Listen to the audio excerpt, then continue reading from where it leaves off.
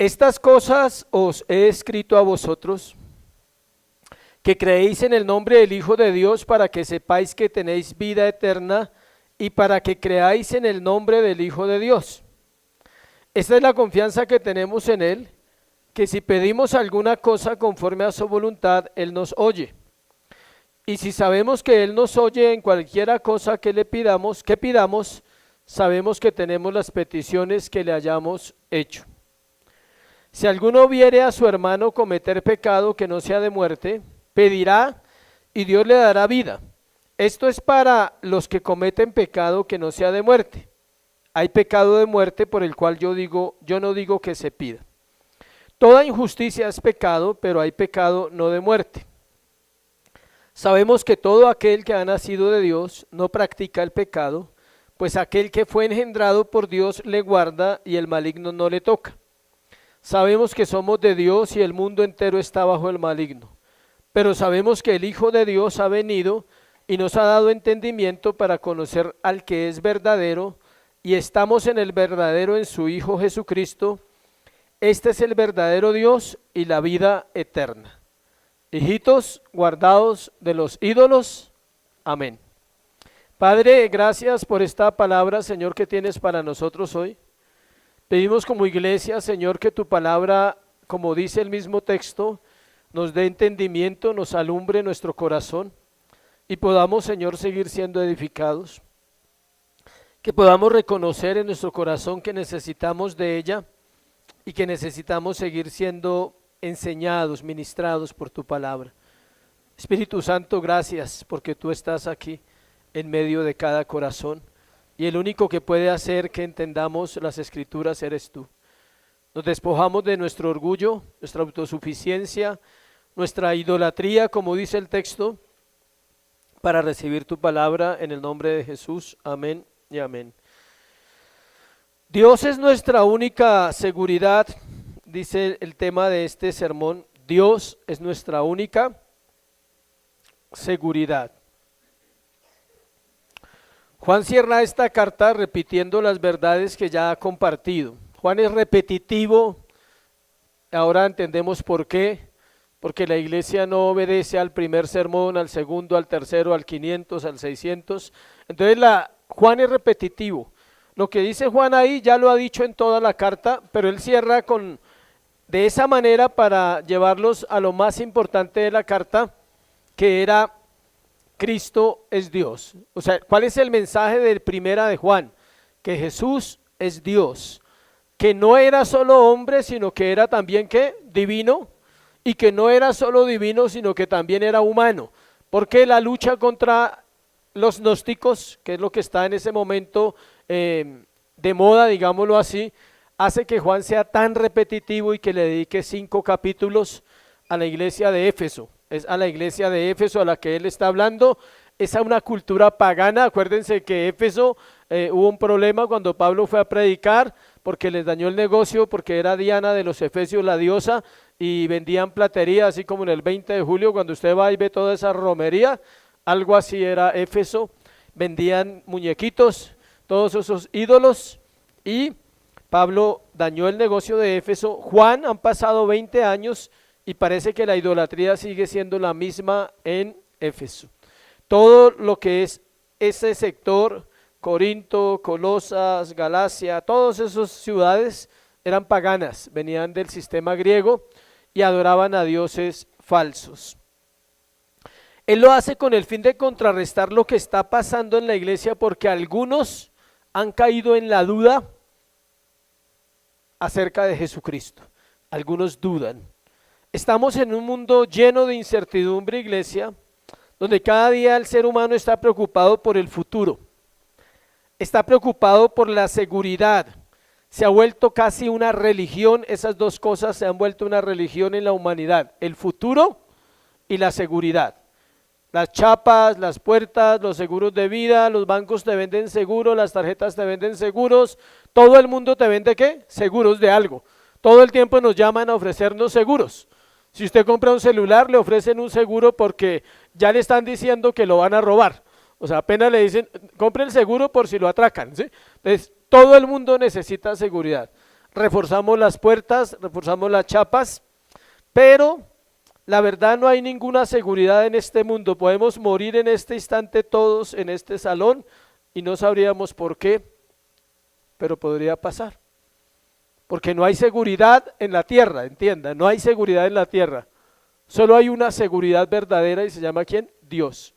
En Él está segura el alma, en Él está segura la salud, en Él está seguro el porvenir, el futuro, y todos los esfuerzos humanos pueden ser disipados en un instante. El que se esfuerza en sus finanzas, Dios se las disipa en un instante, porque dice, ¿ese es tu esfuerzo? ¿Para eso vives? Y le disipa esa parte. El que cree que tiene la mejor familia del mundo, en un momento se le puede desbaratar la mejor familia del mundo, en la cual ha invertido 20 o 30 años y se le puede desbaratar en un instante, porque Dios dice, esa no es tu seguridad. ¿Tu seguridad soy quién? Yo. Dios es la seguridad de nosotros. Me gusta esto que dice, Dios nos ha dado un día a la vez. Imagínese donde nos diera dos, si con uno estamos luchando, o sea, ¿sí? Si usted llega al final ya con luchas y batallas, Dios nos ha dado un día a la vez porque es perfecto, escuche, y sabe que si tuviéramos la capacidad de cambiar nuestro destino, lo haríamos. Si usted encontrara la llave mágica, así le toca ir al fin del mundo, usted dice, yo voy allá para cambiar ¿qué? Mi destino, porque nosotros queremos cambiar nuestro destino, y no entendemos que ya hay un destino establecido ¿por quién? Por Dios. Eso es lo que procura hacer el hombre, crear su propio destino. El fracaso está en lo que hace a su manera, en sus fuerzas, ignorando que hay alguien en quien nuestro destino está seguro, nuestro amado Dios. Este sermón es para creyentes, es para personas salvas y para que el que no sea, medite y diga, necesito esa salvación. O sea, este sermón, la manera como Juan lo plantea, es que él todo el tiempo va a usar la palabra sabemos. Nosotros sabemos que Cristo murió en la cruz del Calvario, iglesia, ya lo sabemos. Sabemos que Él es Dios, sabemos que Él es la fuente de vida, sabemos que Él es la fuente de salvación. Todo eso lo sabemos. Entonces, ¿por qué necesitamos recordarlo? Porque no vivimos como si tuviéramos ese conocimiento ya, sino vivimos aún como muchas personas viven sin Dios. Para esa seguridad que vamos a hablar, Juan quiere que la iglesia sepa si son o no son cristianos verdaderos para desenmascarar a los falsos creyentes y a los falsos maestros, y eso solo es posible conociendo ¿qué? La verdad. ¿Cómo se conoce un billete falso? Con uno bueno. O sea, usted a veces tiene que hacer el ejercicio. Los que manejan negocio, así sean expertos, a veces tienen que traer el bueno y mirar. Este tiene algo, usted lo siente, pero a veces para asegurarse tiene que traer el billete ¿qué? Bueno, entonces para descubrir lo falso tenemos que estar ante lo correcto, ante la verdad, y para Juan cerciorarse que la iglesia realmente era la iglesia en ese momento, él cierra su sermón de esa manera hablando de la seguridad eterna que tenemos en Dios. Y en el pasaje vamos a encontrar varios aspectos que nos ayudan a estar firmes en nuestra salvación. Entonces vamos a ver el primero y es el versículo 13. Le pusimos una pregunta, dice, ¿hay eternidad en ti hoy? O sea, ¿hay eternidad en ti? Estas cosas os he escrito a vosotros que creéis en el nombre del Hijo de Dios, para que sepáis que tenéis vida eterna y para que creáis en el nombre del Hijo de Dios. ¿Para que qué?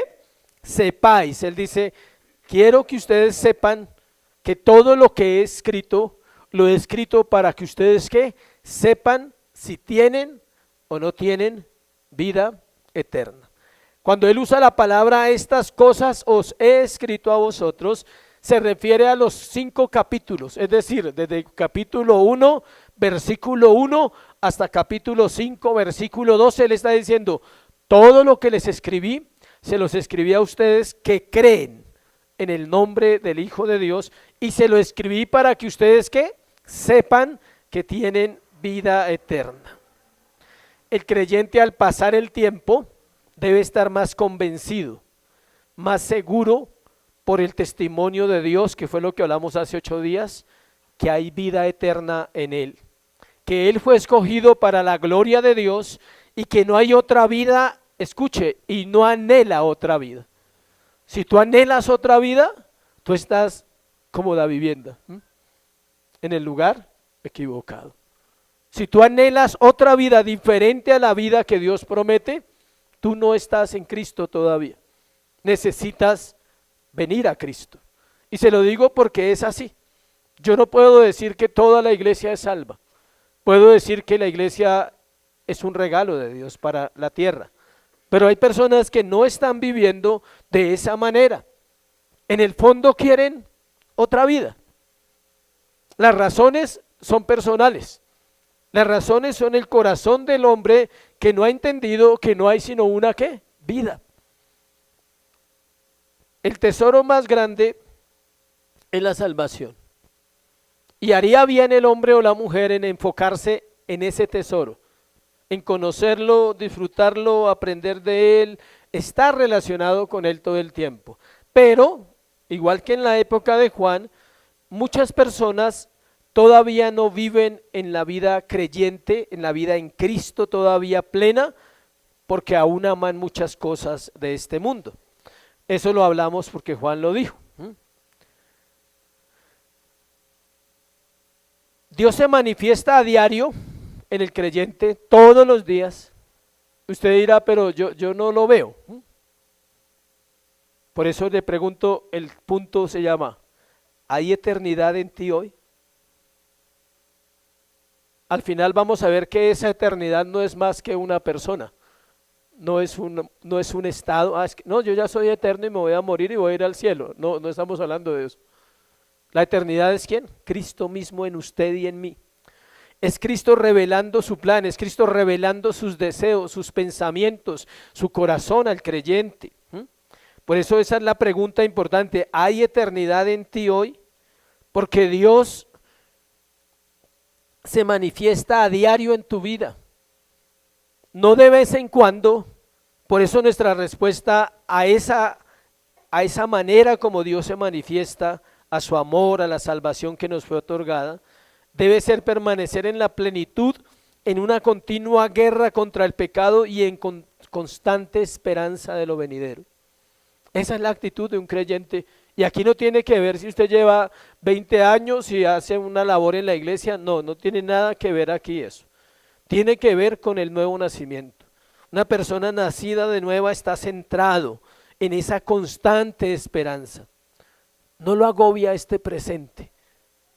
Lo afecta, sí, por un instante, pero su mente vuelve a él y le dice, Señor, aquí estoy.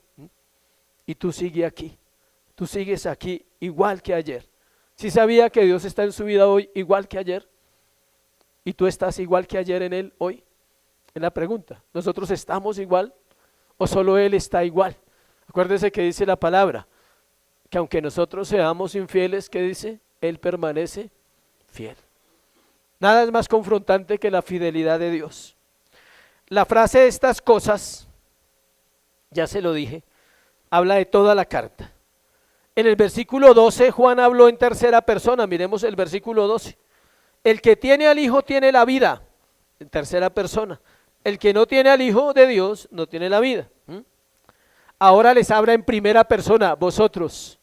O sea, primero era más general. Él está diciendo, el que tiene al Hijo tiene la vida, y aquí lo podemos decir igual, el que tiene al Hijo tiene la vida, pero en este pasaje no está hablando de esa manera general, está diciendo, ustedes conocen a Dios. Podría ser que esta reunión no estaban las mismas personas que estuvieron en la reunión anterior donde él predicó. Podría ser que esto era para miembros y podría ser que la otra era para todo el mundo.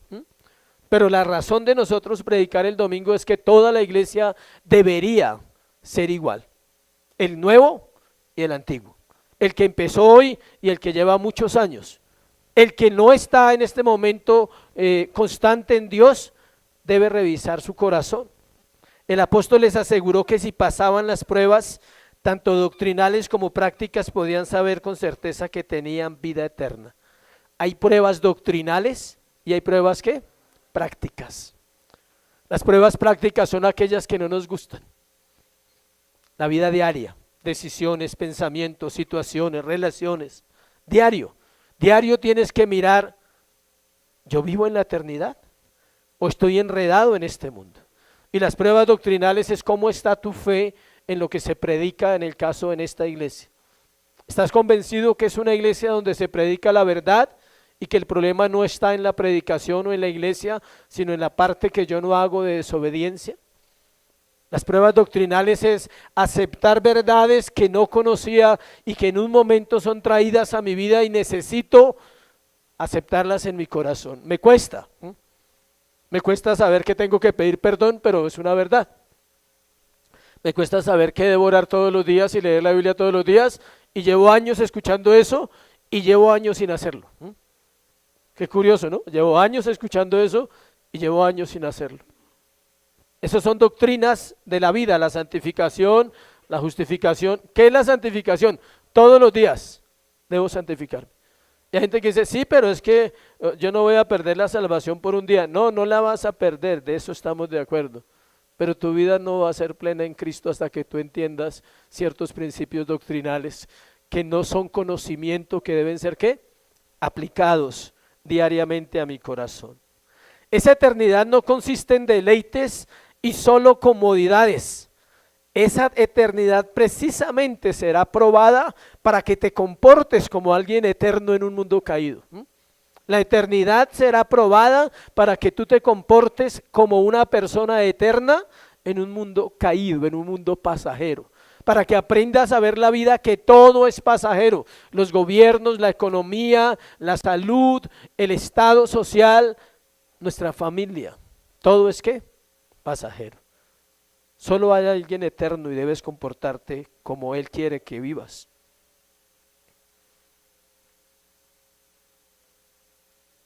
Es en medio de esas pruebas, de esos dos aspectos doctrinales y prácticas, donde nos damos cuenta que no somos los mismos de antes y que no somos igual a otras personas, porque estamos pensando diferente, estamos alineados a una verdad. Y el estar alineado a una verdad o a la única verdad que es la Escritura no me deja pensar diferente. ¿Quiere decir que no pienso mal? Sí, viene. Pero me confronto, digo, no, así no es. Por más que yo quiera pensarlo así, voy yendo contra ¿quién? Contra la palabra, contra Dios. Entra la conciencia que hablamos hace 8 días, ¿no? La certeza de la vida eterna transforma nuestra manera de ser en la tierra. No seremos igual al mundo. No podremos conformarnos a una vida aquí en la tierra. Nuestros anhelos son diferentes, mejores, mayores. ¿Sabe por qué? Porque cumplen propósitos. No vivimos la vida por vivirla. Los creyentes verdaderos no vivimos la vida por vivirla. No respiramos por respirar, no caminamos por caminar. Todas las cosas que hacemos tienen ¿qué? Un enfoque, una teología interna en esas acciones, donde nosotros vamos caminando hacia una meta, hacia el supremo llamamiento que es ¿en quién? Cristo Jesús. Pesamos las situaciones, pesamos una decisión de un negocio, pesamos una decisión de una relación, pesamos las decisiones del tiempo, en cómo invertimos nuestro tiempo. Siempre que asumo cualquier cosa tengo que pensar en mi tiempo. ¿Puedo hacerlo o no puedo hacerlo? Y jamás, escuche, jamás puede afectar mi vida con Dios, y si no, no lo hago. No importa lo que me ofrezcan, no lo hago. ¿Por qué? Porque tengo mi vida centrada en la eternidad. Porque cuando usted entiende que es eterno, usted no está jugando en la tierra. Y usted no está jugando a ser cristiano, ni está jugando a ser mejor persona, ni está jugando a ser el mejor hombre o la mejor mujer del mundo, no. Está en ese camino verdaderamente real. Se está formando para ser mejor. Se está formando para que en 5 o 10 años usted pueda decir, no soy el mismo. Puede decir lo que dijo Pablo. Conozco a un hombre, dice, que hace 14 años fue llevado al cielo. Si en el cuerpo no lo sé, si en el espíritu no lo sé. Pablo se desconocía a sí mismo. Decía, ese hombre era uno. Y este hombre que está acá es ¿quién? Otro. Porque fue al inicio de su vida cristiana. Pasaron 14 años para que él se diera cuenta que él no era la misma persona que había sido salva, ¿sí sabía? Uno es la persona que Dios salva y otra es la persona en que ese salvo se convierte a través de los años. ¿Cuántos años cree que lleva Juan acá? Estamos en el año 85. Se dice que era de la edad de Jesús o un poquito ¿qué? Menor, era el muchacho del grupo, el joven, el bebé del grupo. Entonces se calcula que tiene un promedio de 80 años, porque Jesús tenía 33 en el año 29, que le llevara unos 3, 4, 5 años, podría tener unos 29 años cuando murió Cristo. Se supone que nacería por ahí en el año 0. Entonces él tendría un promedio de 80 a 85 años. Cuando escribe el Apocalipsis es un anciano ya de 90 para arriba, no hay dudas de eso. Este hombre es un hombre que maduro. Él está compartiendo a la iglesia el anhelo de Dios, pero al mismo tiempo todo lo que él ha caminado, todo lo que él ha vivido, él sabe que es eterno. Cuando tú sabes que eres eterno, iglesia, tu vida cambia, toda tu vida cambia. Ya nada depende de este mundo, ya tu alegría no depende de los resultados humanos. Tu gozo se establece ¿en quién? En el Señor. Tendrás que luchar, tendrás que aferrarte a muchas cosas que al mundo le parecen locura, pero te aferrarás. Segundo, última parte, todo lo que hacemos sabemos que está escrito. Escuche, todo lo que hacemos sabemos que está escrito. Si lo duda, vaya a Efesios 2:11, 2:10 o 11, dice que Dios preparó obras de antemano para que anduviésemos en ellas. Todas sus obras espirituales ya están ¿qué? Escritas, y que de ello vamos a dar cuenta.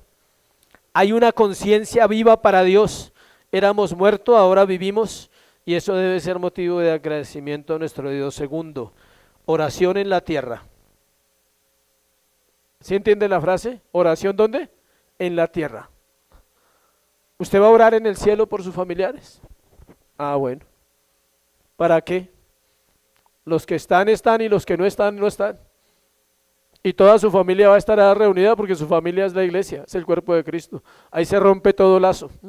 Ahí se rompe toda unión humana que haya habido en la tierra. Ya usted, ni siquiera va a pensar si fulano o sutano está.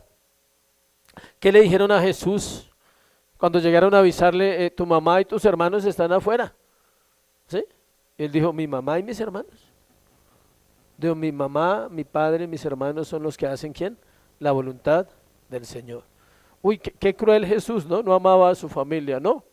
Él los amaba, pero él tenía claro que era una persona eterna y que había venido con un propósito para volver a la eternidad. ¿Sabe por qué vamos a volver a la eternidad? Porque somos eternos. Y sí sabe que todos los hombres somos eternos, también los no salvos. La diferencia es que ellos no van a estar con Dios. Juan no está hablando a ellos, ¿está hablando a quién? A nosotros. Está cerrando su carta con un mensaje de esperanza diciendo, vamos hacia ¿dónde? Hacia la gloria. Va a costar, a algunos nos va a costar más que a otros, ¿sí sabía? Pero a todos nos va a costar no ser salvos, nos va a costar ser obedientes, que es diferente. Oración en la tierra, versículo 14 al versículo 17. Esta es la confianza que tenemos en Él, que si pedimos alguna cosa conforme a su voluntad, ¿qué? Él nos oye. Y si sabemos que Él nos oye en cualquier cosa que pidamos, sabemos que tenemos las peticiones que le hayamos hecho. Si alguno viere a su hermano cometer pecado que no sea de muerte, pedirá y Dios le dará vida. Vamos a dejarlo hasta ahí porque ahorita voy a explicar ese versículo. Los que saben que tienen vida eterna, es inherente, o sea, no es, lleva una vida de ¿qué? De oración. ¿Por qué? Porque es la manera como participamos de la eternidad de Dios. Usted participa de una eternidad, escuche bien, que no ha llegado, pero nos espera. Cuando usted ora de la manera correcta, está participando de los planes eternos ¿de quién? De Dios. Ese privilegio es muy grande. Él está diciendo, te permito participar Te permito orar por las naciones, te permito orar por la familia, te permito orar por la iglesia, te permito orar porque las cosas sucedan, porque van a suceder, porque yo lo establecí y quise que mi pueblo orara por esas cosas, pero están establecidas de antemano ¿por quién? Por Dios, por su poder soberano. Por medio de la oración tenemos acceso a todos los recursos divinos: la fe, la gracia, el arrepentimiento, el amor, el perdón, la misericordia. ¿Hay alguna falta de sabiduría? ¿Qué dice? Pídala a Dios, el cual la da ¿qué? Abundantemente y sin reproche. Él no le dice: necio, ¿por qué viniste a pedírmela después de que fallaste? Él no lo reprocha. Dice, sin reproche, dice: Señor, perdóname, no soy sabio, necesito sabiduría. Él no le va a decir: por necio no le doy nada. O sea, no, él no reprocha. Simplemente él da sabiduría, dice, la necesita. Está reconociendo que no la tiene. Por medio de la oración tiene acceso a todos los recursos. ¿Crees que no tienes fe? ¿Tu lucha es la fe? Señor, háblame. Le voy a dar la respuesta para la fe, que es la misma que el Señor va a dar porque lo da en la Escritura. Así que la fe viene ¿por qué? Bueno. No es que usted va a orar y le van a dar un montón de fe. No se engañe. Usted tiene que leer la Biblia para tener ¿qué? Fe. Ese es un error en la oración. Dame fe, dame fe. Y llora y dice: dame fe, por favor, ¿sí? Y no lee la Biblia. No funciona así. Ese no es el Dios mágico de las películas o el Dios que nos vendieron. Cuando usted lee la Biblia, está ejercitando ¿qué? La fe. La fe ya está en su vida y la fe no se va, ¿sí sabía? Se debilita, no la alimentamos, no crecemos en la fe, pero la fe sigue estando ahí, porque Dios no es quita y pone. Dios no te puso la fe el día que te salvó y a los 15 días dice: no está orando, le quito la fe. O sea, ¿sí? No, deja hasta que el Espíritu Santo convence el corazón, dice: necesito leer la palabra. Mira, hay gente que lucha años, toda la vida quizás, y no lee la Biblia. El testimonio de un hombre que en la Reforma, un gran predicador le compartió de Cristo, y él tenía 15 años, el muchacho, y el predicador le habló de Jesús. A los 90 años se convirtió. Se acordó exactamente las palabras del predicador y se postró y le pidió perdón y Dios le salvó a los 90 años. Por eso es importante orar cuando compartimos también el evangelio de una persona. La semilla no muere. Ese es un testimonio real, verdadero. Versículo 14 y 15 dice ahí: esta es la confianza. La palabra confianza es parresia, con doble R, parresia en griego. Significa literalmente libertad de expresión. En este caso podemos acercarnos a Dios y hallar un oportuno socorro para nuestras almas. Hebreos 4:16. Acerquémonos a Dios con toda ¿qué? Parresia, con toda confianza al Señor. Juan dice que Dios nos oye. Ese oír no es solo estar atento con su oído, sino oye para responder. Pero la oración debe ser conforme a la voluntad de Dios. Hay dos formas de oír, y siempre han dicho que algunos oyen y otros escuchan. Pasa mucho en la pareja, ¿no? Cuando la esposa le dice a uno algo, uno la escucha pero no la oye. Pasa mucho en los hijos. Oyen pero no escuchan. Uno le dice tal cosa y dice sí, y ya. ¿Me escuchó? Sí, yo lo escuché, pero no va a hacer nada, no va a cambiar. Ese oír no es así. Dios no es como nosotros. No es que usted le diga: Padre, ¿me oíste? Y él dice: sí, yo te oí, tranquilo. No, Él obra por lo que ¿qué? Oye. Él está atento a la oración de sus hijos. Dice: si mi pueblo se humillare y oraren, dice, entonces yo iré de los cielos, perdonaré su pecado y sanaré su tierra. Eso fue la oración cuando Salomón estableció el templo. Él dijo, mi pueblo orará y yo ¿qué? Le oiré. ¿Qué gracia tiene que Dios nos oiga y no haga nada? Dios nos oye para responder, pero deja claro Juan, es conforme a la voluntad, a su voluntad, versículo 14, parte final. Él nos oye conforme a su voluntad, Él nos oye. ¿Sí ve? Dice, y esta es la confianza que tenemos en Él, que si pedimos alguna cosa conforme a su voluntad, ¿qué dice? Él nos oye. Y repite en el versículo 15, y sabemos que Él, ¿qué? Nos oye. La iglesia debe saber que la oración no es un juego y que Dios responde las oraciones. Un no también es una respuesta. O siempre quiere sí. A veces la familia en el diálogo, tal cosa, no puedo ahorita, estoy ocupado. Eso es una respuesta. O sea, si Dios dice no, te está respondiendo. Podríamos entonces asegurar que todas las oraciones tienen ¿qué? Respuesta para su iglesia. Dios no escucha la oración del impío.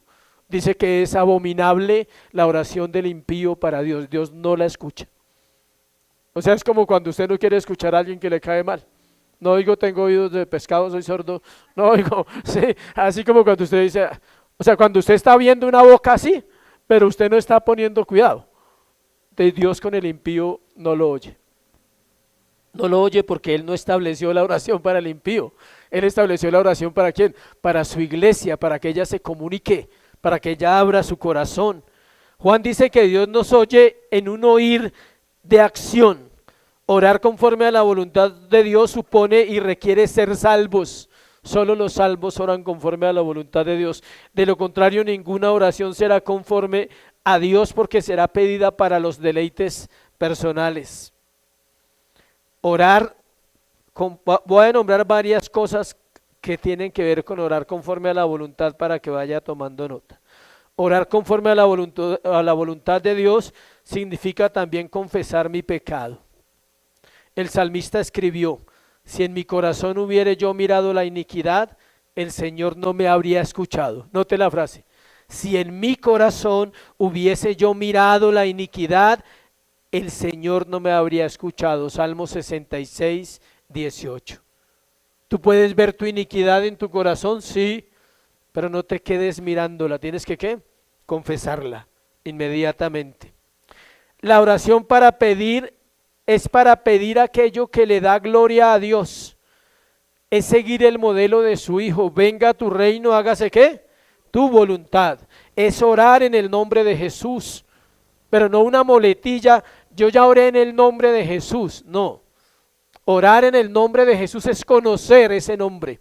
Conocer que hay poder en el nombre de Jesús, conocer que Él es santo, conocer que Él es Dios, temer a su nombre. Eso es orar en el nombre. Todas las oraciones se cierran de esa manera. La de los alimentos, oramos en el nombre de Jesús. La de la alabanza, oramos en el nombre de Jesús. Es una muletilla para muchos cristianos. ¿Conoces al dueño de ese nombre? ¿Conoces al dueño de ese nombre? ¿Sabes que no hay otro nombre en la tierra dado a los hombres en quien haya salvación solo en Jesucristo? Él es Dios. Es el nombre de Dios para nosotros, la iglesia. No hay otro nombre, es el nombre de Jesús. Por eso él mismo dijo, vosotros oraréis, dice, al Padre en mi nombre y Él oirá, dice. Vamos a leerlo en Juan 14, en el Evangelio de Juan, para tenerlo más claro. Juan 14, 13, 14. ¿Sabía que la carta de Juan es un resumen, es sacada del Evangelio de Juan, no? Juan 14, 13, 14. Todo lo que pidieres al Padre en mi nombre lo haré para que el Padre sea glorificado en el Hijo, no para que usted sea glorificado, para que el Padre sea glorificado en el Hijo. Versículo 14 de Juan 14, si algo pidieres en mi nombre, ¿qué? Yo lo haré, pero usted tiene que conocer al dueño de ese nombre. Versículo 14 le dice, si algo pidieres en mi nombre, yo lo haré. Orar conforme a la voluntad de Dios no es pedir que nos saque de las pruebas. sino que se haga como Él quiere y se cumpla aquello que me está enseñando en medio de ¿qué? De la prueba. Orar conforme a la voluntad de Dios no es pedir que nos saque de las pruebas, sino que se haga como Él quiere y se cumpla aquello que me está enseñando en medio de la prueba. Eso es orar conforme a la voluntad de Dios. Sácame, líbrame y sálvame. Esas son las frases de la oveja me. Me, todas terminan en me. Todas las frases terminan en me, el de la oveja me. ¿Cómo se debe orar entonces, Señor? Hay un modelo perfecto. Jesús en Getsemaní. Si es posible, Señor, que esta situación cambie porque estoy ya, que me reviento, ya no puedo más. ¿Sí se puede orar así? Claro. Que cambie, Señor. Mas si no, entiendo que es tu voluntad y no me voy a molestar, ni voy a dejar de orar, ni voy a dejar de leer la Biblia, ni voy a dejar de ir a la iglesia porque las cosas no cambian. Esa es la forma de la voluntad de Dios.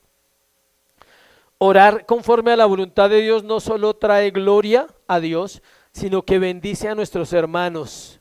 Pensamos en la iglesia porque somos parte de ella. Una persona que ora conforme a la voluntad de Dios siempre, escuche, siempre tiene en mente ¿qué? La iglesia. Si usted no tiene en mente la iglesia, usted ora para usted. Pero el que ora conforme a la voluntad de Dios, ora y piensa en sus hermanos. Dice, mis hermanos están pasando luchas, mis hermanos tienen necesidades, con nombre propio sabe el problema de una persona y dice, oro porque mi hermano, porque los hijos de mi hermano, porque la esposa o esta situación económica que está viviendo, tú obres en ese corazón. ¿Con nombre qué? Propio. Oro por la iglesia, bendícela en el nombre de Jesús. No. Si usted hace parte de una congregación bíblica, usted conoce las personas. Por eso son iglesias así, donde no hay 50,000 para no conocer a alguien, donde usted sabe que hay gente inconstante y que usted lo ve una vez que otra. Señor, oro por esa persona, tráelo, dale convicción. Donde hay gente que se le nota que no ora, no lee la Biblia, Señor, pon en ellos el querer como el hacer. Sus consiervos, sus amigos, entre comillas, porque a veces decimos que somos amigos, pero la oración mide eso. Orar conforme a la voluntad de Dios es orar pensando en la iglesia. Cuando los creyentes obedientes se deleitan en el Señor, Él planta en su corazón el anhelo por aquello que lo glorifica. Salmo 37:4, leámoslo. El Salmo 37:4 dice, es lindo ese versículo, sino que uno lo cita fuera de contexto. Deleítate a sí mismo en Jehová y Él te concederá las peticiones ¿de qué? De tu corazón. ¿Quiere leer el contexto solo para entenderlo dónde está el salmista? Porque es que es bonito, es hermoso leerlo así solito. Y usted dice, yo me deleito, y yo me deleito. Sí. Pero mire el versículo 1 dice, no te impacientes a causa de los malignos, ni tengas envidia de los que hacen ¿qué? Iniquidad. Dios le dice, el salmista está hablando diciendo, los malignos. Porque como hierba serán pronto cortados y como la hierba verde se secarán. Dios le está dando el destino de los unos y de los otros y dice, confía en Jehová y haz el bien y habitarás en la tierra y te apacentarás en verdad, de la verdad, perdón. Deleítate a sí mismo. Dios le está diciendo al salmista, por eso el salmo se llama el camino de los malos. No dice el camino de los que se deleitan. Está más refiriéndose opuesto, aquel hombre que no se deleita dice, tú deleítate en Dios porque los malos yo voy a hacer esto con ellos, los malos yo voy a castigarlos, los malos van a tener un destino eterno sin mí. ¿Y tú qué? Deleítate en Dios. Para la persona, escuche, que es obediente a la palabra, Dios le pone en su corazón directamente el anhelo por orar por aquello que lo glorifica a Él. Entonces sus oraciones cambian, ya no son las mismas oraciones egoístas. Cuando los creyentes, versículos 16 y 17, vamos ahí. Parece que cambiara el tema, porque aquí va a hablar de algo muy diferente, pero está hablando de oración, de pedir, pero agrega un ingrediente más que no sabemos a qué pecado se refiere, que por eso lo leí al principio, vamos a leerlo 16. Si alguno viere a su hermano cometer pecado que no sea de muerte, pedirá y Dios le dará vida. Esto es para los que cometen pecado que no sea de muerte, hay pecado de muerte por el cual yo no digo que se pida. Toda injusticia es pecado, pero hay pecado no de muerte. Este es un dilema, esta interpretación de este versículo, porque parece que él cambiara de tema, pero tiene que ver con lo mismo. Él dice, ahora una orden específica, dice, oren por aquellos pecadores, pero no oren por ciertas personas que cometen pecados ¿de qué? De muerte. Hay dos posibilidades, vamos a mirarlas y el Señor le guiará cuál le parece más, porque es difícil, ha sido un reto para los teólogos durante los últimos 2000 años interpretar ese versículo, porque no se sabe cuál es el pecado de muerte que Juan está hablando ahí. No hay una forma de saberlo, pero nos basamos en las Escrituras en otros pasajes. Por un lado, podría ser la blasfemia, que fue el pecado que el Señor dijo que era imperdonable, que está en Mateo 12:31. Leámoslo, Mateo 12:31, para mirar bien. Mateo 12:31 dice: por tanto os digo que todo pecado y blasfemia será perdonada a los hombres, mas la blasfemia contra el Espíritu Santo, ¿qué? No les será perdonada. Para los que no saben, la blasfemia que ellos cometieron fue la siguiente: era adjudicar, escuche, porque esto usted puede caer en ese error, y la iglesia ha caído en ese error, hay iglesias que han caído en ese error, congregaciones completas. Adjudicar los milagros que Jesús hizo a Satanás.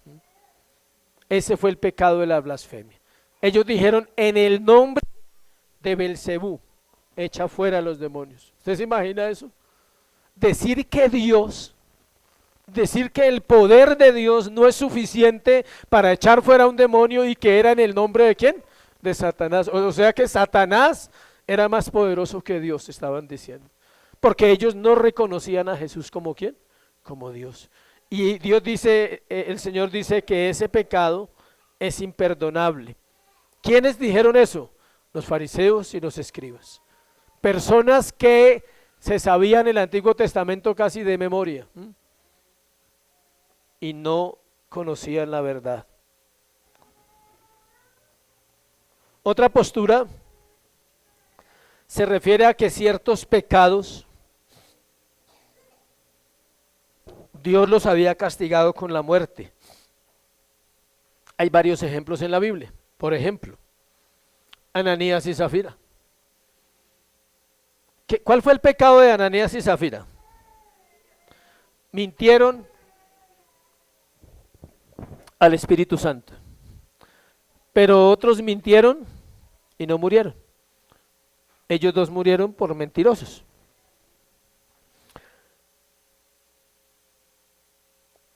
Podría ser que el asunto estaba en la manera como mintieron, ¿sí? Porque una cosa es mentir acerca de otros asuntos, pero ellos tenían una heredad y la heredad valía 50 millones de pesos. La casa valía 50 millones de pesos. Entonces ellos dos se reunieron y hablaron y dijeron, amor, vamos a vender la casa y vamos a darlo todo para el Señor. Y resulta que cuando la vendieron, también volvieron a reunirse, porque dice que ambos murieron. Ahí dice que ambos. Entonces dijeron, dejemos una parte para nosotros. Al fin y al cabo, pues nadie sabe, ¿no? Solo los dos sabemos cuánto valió la heredad y cuánto, demos 40, dejemos 10 para nosotros. Para el futuro, para asegurar el futuro, porque no sabemos qué pase más adelante. Y eso hicieron, sacaron una tajadita y el Espíritu Santo lo sabía todo. Y le habló a Pedro y le dijo, dígales esto, y van a morir. Así le hablaba Dios a los apóstoles. Dígale esto y esto, y prepare a unos que lo saquen porque toca sacarlos, ¿no? Van a morir. Otras personas que murieron, eso está en Hechos 5, el 1 al 11, si quiere la historia para que la lea. Otras personas que murieron por pecados fueron los que Pablo nombra en la cena, 1 Corintios 11:30. Dice que habían algunos enfermos, debilitados, y otros que murieron. O sea que había pecados, o hay pecados todavía por los cuales Dios decide quitarle la vida a las personas. Escuche, esto no es del Antiguo Testamento y esto no ha pasado de moda. Dios sigue matando. Hay varias maneras. Todos los creyentes pecamos, escuche. No sabemos, ese es el misterio, si en algún momento, por algún pecado escandaloso o por algún pecado que afecte mi vida, algún creyente puede ser cortado, o por la insistencia en su desobediencia. Eso es así. Entonces lo que Juan está diciendo, hay personas por las cuales es mejor no orar, porque ya se le ha dicho, se le ha dicho, se le ha dicho, se le ha dicho, y persiste en su pecado. ¿Por qué? Porque todo pecado tiene una paga, no dice que unos sí y otros no. ¿Cuál es la paga del pecado? ¿Y por qué no nos la da? Por gracia. Aprenda eso toda su vida. Usted y yo deberíamos morir en cada instante que pecamos, pero no morimos, ¿por qué? Por la gracia de Jesucristo. Por eso no morimos. ¿Se acuerdan de los hijos? Me acordé, gracias Señor, me acordé ahorita de los hijos de Judá. ¿Qué dice el texto? Y Dios le quitó la vida. No dice que se murió, como en otros pasajes. En otros pasajes dice que se murió. Usted lee Génesis y dice, y vivió fulano tantos años y ¿qué? Murió. Ahí no dice así. Dice, y Dios le quitó la vida. ¿Por qué? Porque le desagradó el pecado, que no quisieron tener descendencia. Porque la descendencia era importante para Dios en ese momento, para el pueblo de Israel. Les quitó la vida. Ah, usted no quiere servir, no sirve para nada, no lo necesito tampoco. Dios es real.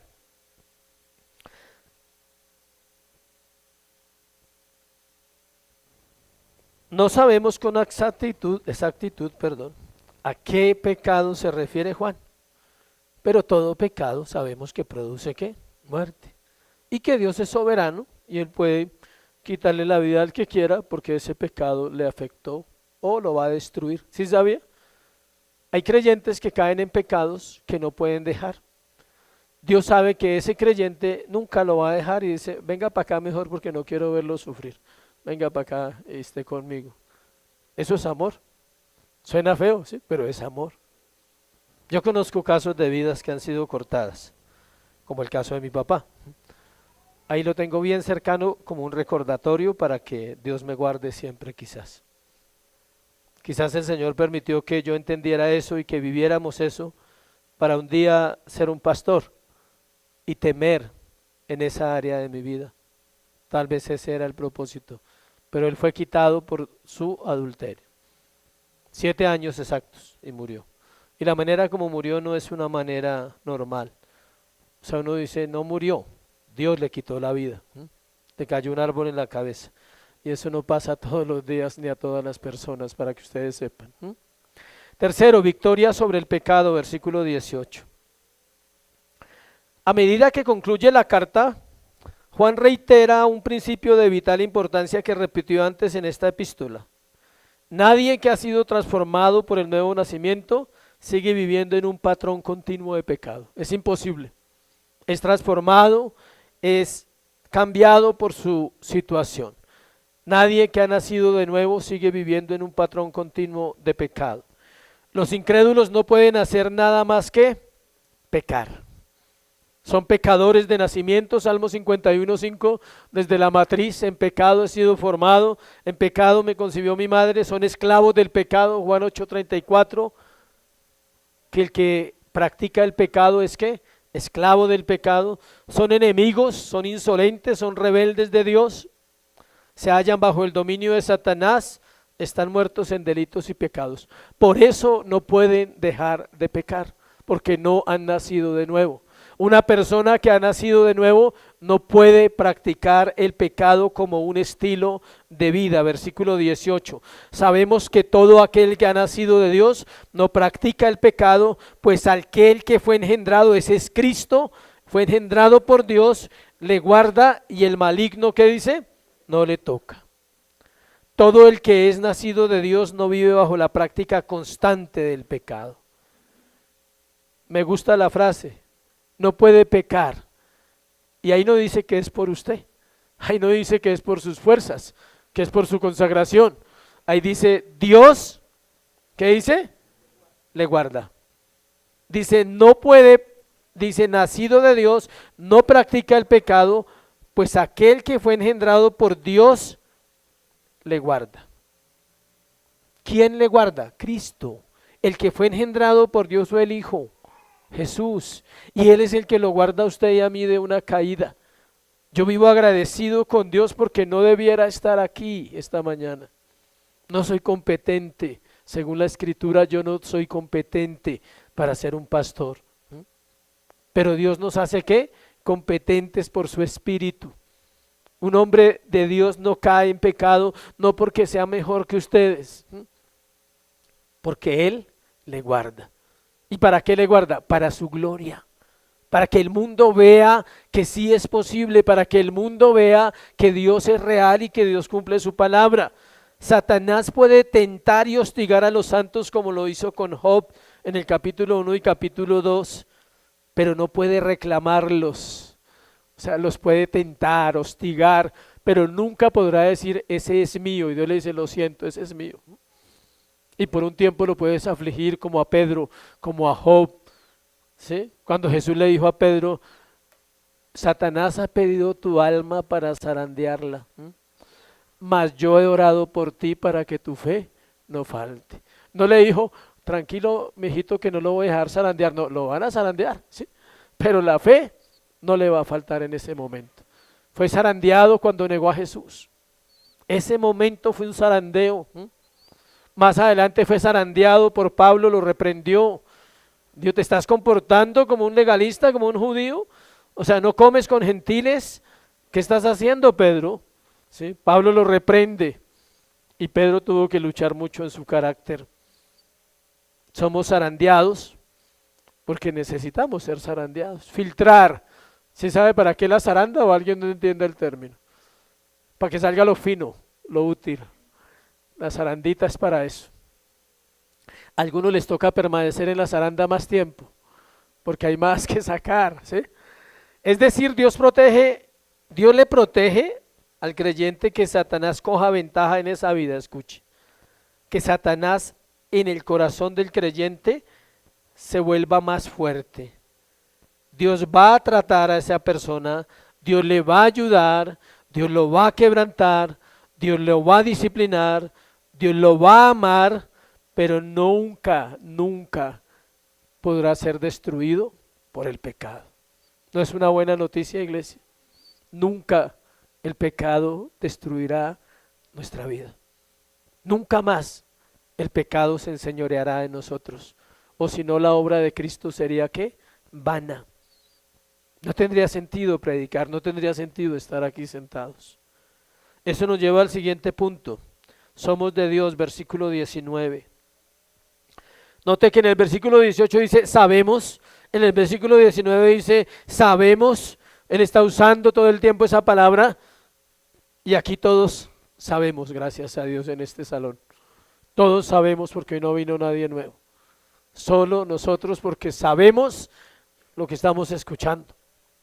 A pesar de la existencia de todo lo que estamos pasando en este momento, todo lo que existe, las entidades políticas, las entidades culturales, las cuestiones sociales en el mundo, a pesar de todo eso, tenemos que llegar a una conclusión siempre. Solo hay dos reinos, o dos pueblos, o dos lugares, y el privilegio es que nosotros estamos en el lugar ¿qué? Correcto. Además de que tenemos vida eterna, oraciones contestadas, victoria sobre el pecado, sabemos que somos de Dios. ¿Quiere algo más? O sea, ¿necesita algo más para consagrarse? ¿Necesita algo más para obedecer? Si lo necesita, tranquilo que el Señor lo va a traer, ¿sí? Porque si necesita la zaranda, si la palabra no es suficiente, entonces la zaranda lo mueve, ¿sí? Acuérdese que la primera disciplina de la iglesia es ¿qué? El sermón. La consejería más importante de la iglesia es que el sermón. Entonces, obedezcamos, hagamos caso. Juan le recuerda a su audiencia, a la iglesia que pertenece a Dios, que vive en un mundo donde la maldad es permanente, donde el ser humano debe luchar para hacer el bien y debe saber que no puede hacerlo a menos que su corazón sea transformado. Nosotros somos malos por naturaleza. Si fuéramos buenos no necesitábamos a Dios. Entonces, a nosotros nos cuesta hacer ¿qué? El bien. A usted no le cuesta hacer el mal. Está en nosotros. Es natural pecar. Lo que no es natural es no pecar porque es una obra sobrenatural. ¿Es la de quién? La de Dios. Por otra parte, el mundo entero, su política, su economía, su educación, su entretenimiento hoy en día que es tan fuerte en la televisión y toda su religión está bajo el poder del maligno, dice. Sabemos que somos de Dios, dice Juan, y deja la última frase, y el mundo entero está bajo ¿quién? El maligno. El perverso sistema mundial es hostil a Dios y es hostil a los creyentes. Juan observó antes en esta epístola, dijo en capítulo 3:13, devuélvase ahí a 3:13, también habló de eso, dice, hermanos míos, no os extrañéis si el mundo os ¿qué? Aborrece. El mundo nos aborrece porque no somos del mundo, porque somos ¿de quién? De Dios. Si el mundo te ama, tú no eres de Dios. Si todo el mundo te ama, si tú estás bien con todo el mundo, tú no tienes conflictos porque no vives la verdad. El día que obedezcas la verdad empiezas a tener problemas serios para la gloria de Dios. Tranquilo que no es que lo van a matar, ¿no? O no sé, bueno, pero el Señor sabe que vamos a tener dificultades porque establecer nuestros principios en nuestro trabajo, en nuestra familia, en nuestras relaciones, siempre va a generar ¿qué? Rechazo. Juan usa la palabra sabemos, ya les dije muchas veces. Quinto, Cristo es Dios. Quinto y último, Cristo es Dios. Versículo 20 y 21. Otra vez dice, pero sabemos que el Hijo de Dios ha venido y nos ha dado entendimiento, iglesia, para conocer al que es verdadero y estamos en el verdadero, en su Hijo Jesucristo. Este es el verdadero Dios y la vida eterna. ¿No le parece otro versículo que existe? Hijitos guardados de los ídolos. Amén. Al final de la carta Juan cierra con lo que ha estado tratando toda la carta. Acompáñenme a Juan 17:3. Parece que el apóstol lo tomó de ahí. Parece que nos está hablando un comentario de Juan 17:3. Esta es la vida eterna, que te conozcan a ti, el único Dios verdadero, ¿y a quién? A Jesucristo, a quien has enviado. Es el mismo versículo, solo más ampliado, con más experiencia. 20 años antes lo escribe, 20 años después ya lo ha vivido. Él dice, ya conozco esa vida eterna, ya conozco al Hijo de Dios, ahora quiero compartirles un poco más de Él. Si hay algo de lo que el creyente debe guardarse, escuche, es de crear becerros de oro en el desierto. Este es el cierre del sermón, es el más importante. La iglesia crea becerros de oro, ¿dónde? En el desierto. No hay un lugar más peligroso para crear un ídolo que ¿dónde? En el desierto. Y lo crea con lo que tiene y con lo que ha conservado del mundo. Porque ellos lo crean y lo hacen con lo que sacaron ¿de dónde? De Egipto. Es impresionante. ¿Sí saben que un ídolo no es barato? Los ídolos son caros. Cuestan demasiado al creyente los ídolos. Ellos crearon su propio ídolo en el desierto. La iglesia le encanta crear ídolos en el desierto. Dios nos sacó del mundo donde hay muchos dioses para que le adoremos, pero es fácil caer en la idolatría al no ver resultados, al no recibir lo que nosotros queremos. Cada vez que usted no recibe lo que quiere, hay una tentación a lograrlo ¿a qué? A su manera, a crear un becerro. Alguien dijo esto, anote esa frase allá con mayúscula, usted que está pidiendo muchas cosas y yo también, que cuando Dios nos concede peticiones que no son conforme a su voluntad, no nos está bendiciendo, nos está juzgando. Les repito, Cuando Dios nos concede peticiones que no son conforme a su voluntad, no nos está bendiciendo, sino nos está ¿qué? Juzgando. ¿Quieres eso? Te he dicho muchas veces que eso no te sirve, que eso te va a llevar mal. Y usted sigue insistiendo. Llega un día en que Dios dice, ¿quiere eso? Se lo voy a dar. Porque la única manera para que usted se dé cuenta que no era correcto es cuando lo recibe y cuando se ve el mal que le causó, el daño, cuando viene la pérdida, cuando viene la crisis, usted se da cuenta que creó ¿qué? Un ídolo. Los ídolos son diarios. Somos fabricantes de ídolos. El Hijo de Dios hecho hombre, Jesucristo, se reveló a sí mismo. Sigue haciéndolo hoy en su palabra y Él es suficiente. Juan usa varias palabras en ese versículo interesantes. Note lo que dice. Sabemos que el Hijo de Dios, ¿qué? Ha venido. Ese ha venido es como decir vino para quedarse, no fue una visita. Vino, murió en la cruz del Calvario, ascendió al cielo y se quedó en los corazones de su pueblo. Él dice, yo habito entre vosotros. Dios en medio de su pueblo, Éxodo. Dios en medio de su pueblo, la cruz. Es lo mismo. Dice, nos ha dado, dice, pero sabemos que el Hijo de Dios ha venido, o sea, vino y aparte que nos da entendimiento. Es una obra perfecta. Nos da su entendimiento, dice. Vino para quedarse, nos dio su entendimiento para saber las cosas que necesitamos saber en cuanto a la vida eterna. Juan se refiere al entendimiento que Dios le da a la iglesia para conocer, ahí dice, ¿para qué es el entendimiento? Para conocer al que es verdadero. No es para que usted sea mejor y viva mejor en esta tierra y todos sus sueños se cumplan y sus fantasías se hagan realidad. Todo el que quiere eso cae en un ídolo. ¿Hace de Dios qué? Un ídolo. Dios no es Aladino, ni es la lámpara mágica que le rascas y te responde. Dios es real y Dios te da lo que necesitas. Y si lo necesitas urgente, urgente te lo va a dar. Cada vez que usted está en el desierto, tiene la tentación de buscar el becerro. Siempre nos pasa. Ya hemos pasado varias veces esa situación, como iglesia o personalmente lo he vivido muchas veces. Hoy Dios me recuerda eso, de cuidar mi corazón en el desierto. El desierto es diferente para cada uno, ¿no? Acuérdese. Dice el contexto de Éfeso, versículo 21, hijitos guardados de los ídolos, amén.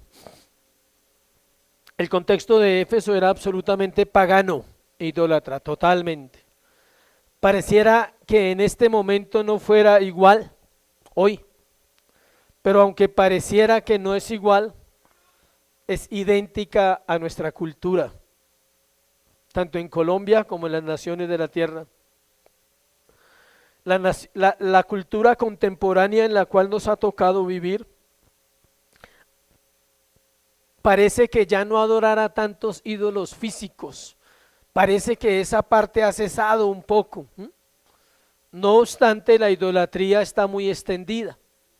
Cualquier cosa que las personas elevan por sobre Dios es un ídolo en el corazón.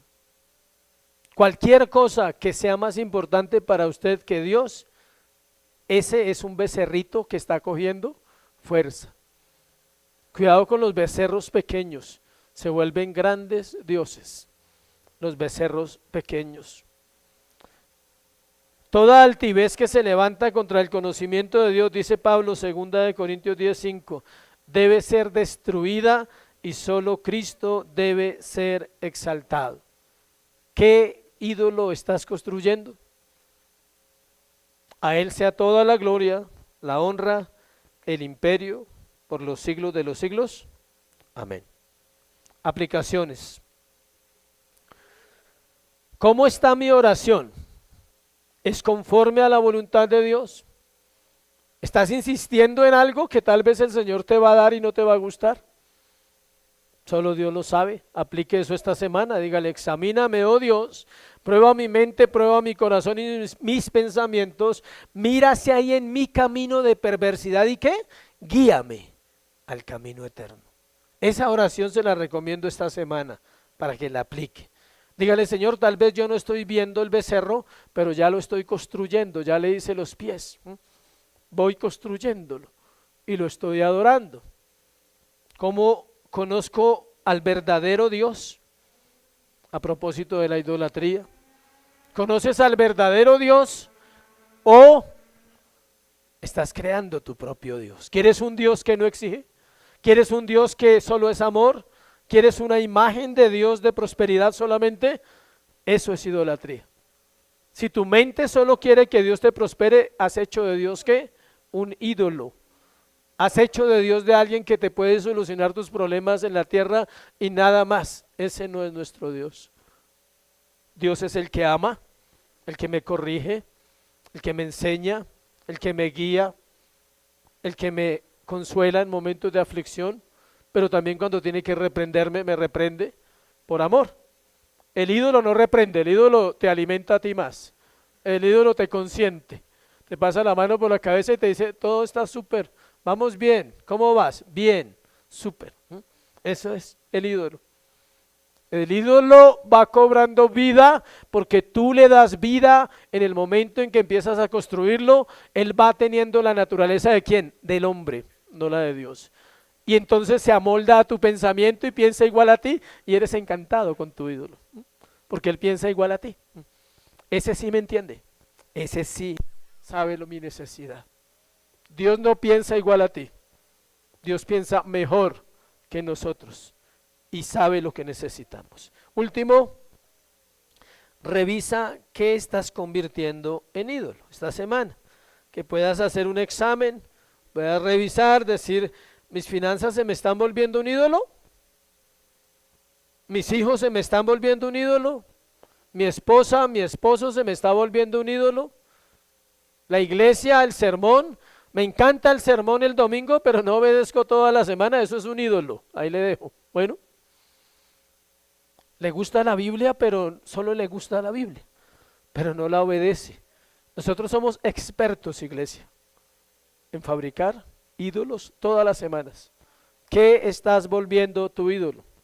¿O tú? Es mi vida, nadie me diga nada, no me gusta que se metan conmigo, yo soy yo y listo. Eso es ídolo. Eso es un ídolo en el corazón de uno por uno mismo. Si a ti no te gusta que te digan las cosas, tú eres tu ídolo. Porque una iglesia no es para que tú vivas y sigas viviendo toda la vida igual desde que asistes. Una iglesia es un lugar de transformación en la obra del Espíritu Santo por el poder de la palabra. Oremos, cierra tus ojos.